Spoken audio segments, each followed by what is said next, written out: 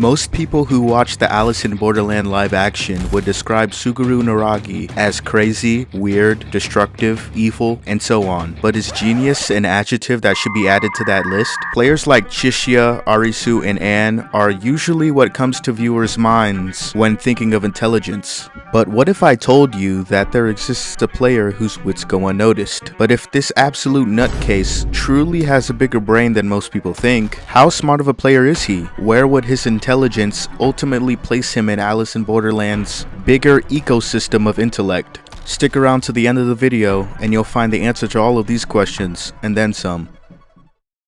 Now in the manga, there's way more evidence of Niragi's intelligence, but as far as the Alice in Borderland live action goes, it's understandable why viewers might get the impression that Niragi is nothing but a trigger-happy hothead with a chaotic persona. But a flashback in the show actually reveals Niragi getting bullied in his high school years, and from Niragi's glasses, perfectly worn school uniform, and timid demeanor, in the flashback alone, we can see that the narrative is telling us that the bullying that he underwent fell into the weak nerd getting bullied by delinquents trope. This explains not only why he hides his intellect behind such a chaotic persona to distance himself from his former weaker self, but also that he was so smart that he became an outcast in high school. But Niragi actually isn't very good at hiding his intelligence because his style of gameplay exposes him for being the smart player that he truly is. And the first place that we can see this is in his weapon of choice. People usually use guns to make up for a lack of strength,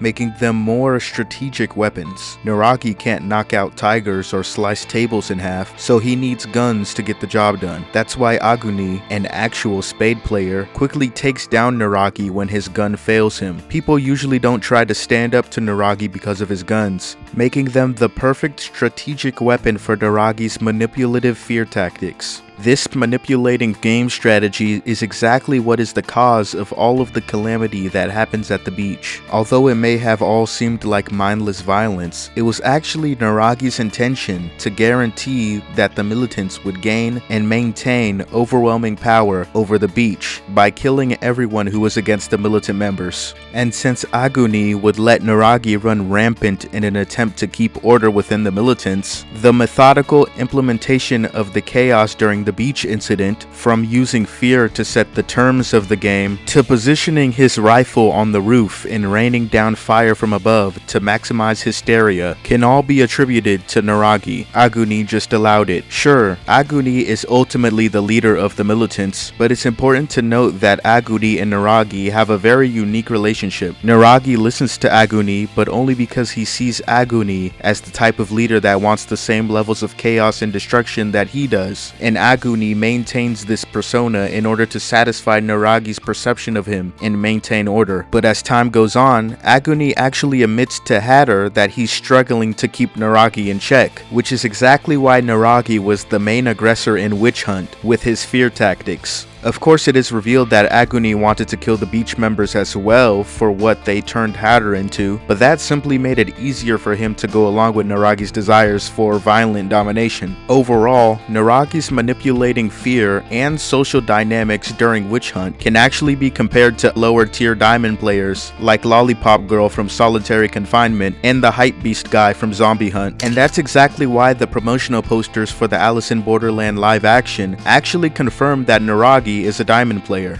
That confirms that live action Niragi is not only a diamond player based on his feats, but also by the show literally just telling us. It also means that even though Niragi's strategy scaled him similar to some of the lower tier diamond players, he also actually is smarter than those lower tier diamond players and actually scales to the much smarter finalist diamond players like Anne and Arisu, and the finalist hearts players like Chishiya, Banda, and Yaba, since they all made it to the end game, whereas the lower tier diamond players did not. And that makes sense when you acknowledge that all of the end game smart players share the quality of being able to adapt their strategy on the fly. Just like when Chishiya adapts to losing his partner in Solitary Confinement, and when Arisu adapts to the King of Spades diversion going awry, Niragi is able to display the same level of flexible thinking when he uses his own blood as a smokescreen in order to break past Uta's defense and carry out Arisu's osmosis strategy.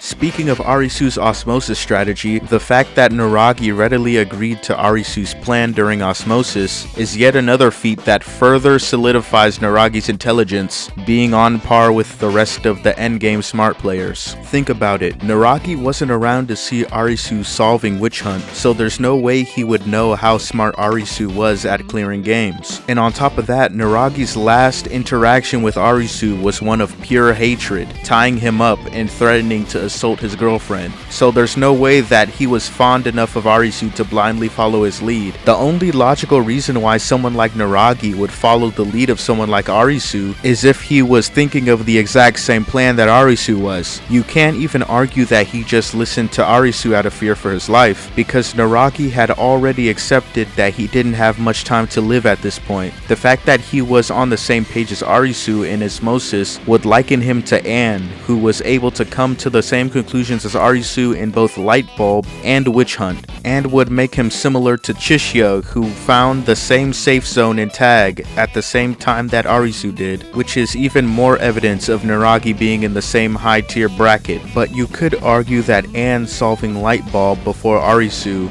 is actually much more impressive than Niragi coming to the same conclusion as Arisu in osmosis, and actually makes the case that Anne is actually smarter than both Niragi and Arisu. But the only reason why Arisu didn't figure out Light Bulb as fast as Anne did was because of the fact that that was an Arisu that wasn't living up to his potential and was in the middle of his character arc, which was why in the very next game, when Arisu gains confidence in his abilities, Arisu and Anne solve the Witch Hunt at the exact same time. And it is that version of Arisu that is on par to Anne that is the one that Niragi was on the same page as. But even with all of his intelligence, Niragi definitely has a cap on how smart he can be. The problem with the rest of the smart players that aren't Arisu is that they are held back by their trauma. That's why Chishiya falls into Niragi's game before the King of Spades shows up, and why both Niragi and Chishiya were completely wrong about who the witch actually was in Witch Hunt. And since Anne most likely had completed diamond games of equal difficulty as the games that Chishiya played in the face card phase, and has been shown to have the same level of probability assessment in Light Bulb as Chishiya in Beauty Contest,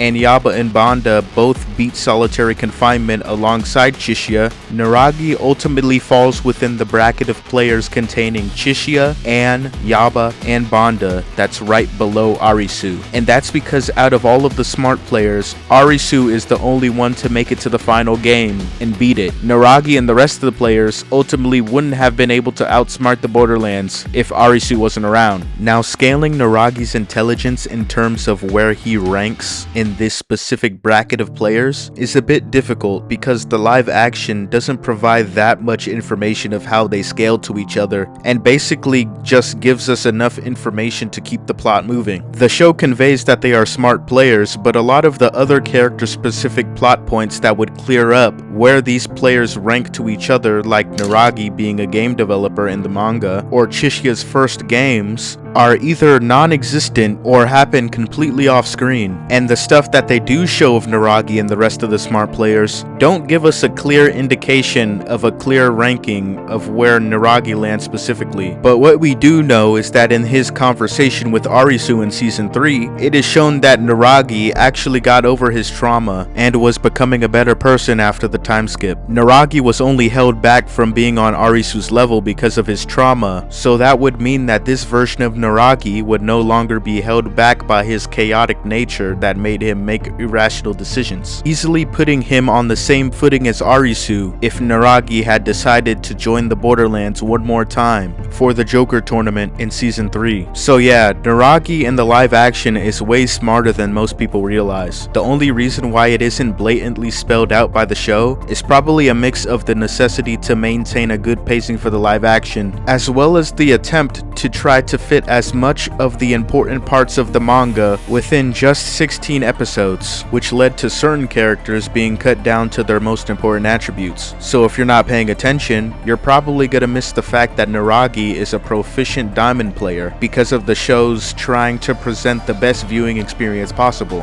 which is exactly why Niragi's entire origin story is squeezed into a singular flashback. If you enjoy videos like this, don't forget to like and subscribe, and as always, thanks for watching.